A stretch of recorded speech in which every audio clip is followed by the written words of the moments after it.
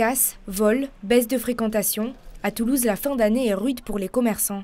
Les manifestations survenues ces dernières semaines ont considérablement impacté ce mois de décembre, qui généralement représente plus de 30% du chiffre d'affaires annuel. On a eu 2 week-ends qui ont été très impactés. Le week-end dernier, on a quand même une belle fréquentation, mais qui, à notre avis, n'est pas à la hauteur d'une fréquentation à 2 semaines des fêtes. Même son de cloche du côté du marché de Noël. À quelques jours du réveillon, les artisans et commerçants dressent un triste bilan. C'est la première fois qu'on subit ça et on va dire que c'est terrible.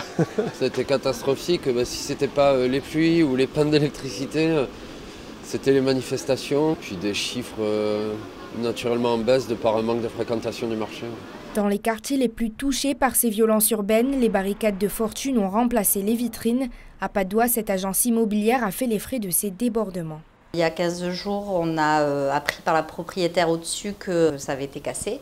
Du coup, on n'a plus de vitrines. Donc les gens qui passaient, qui regardaient un peu les annonces qu'il pouvait y avoir, ne s'arrêtent pas forcément. Alors qu'ils tiraient la sonnette d'alarme la semaine dernière, les commerçants font état de répercussions économiques parfois irréversibles.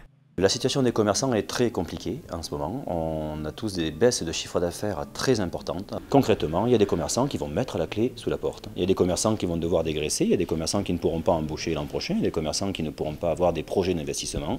Pour attirer de nouveau la clientèle, des mesures collectives ont été prises à la demande de la Fédération des commerçants. Depuis le week-end dernier, la mairie offre aux Toulousains 3 heures de stationnement gratuit, mais aussi 12 000 titres de transport chez les commerçants.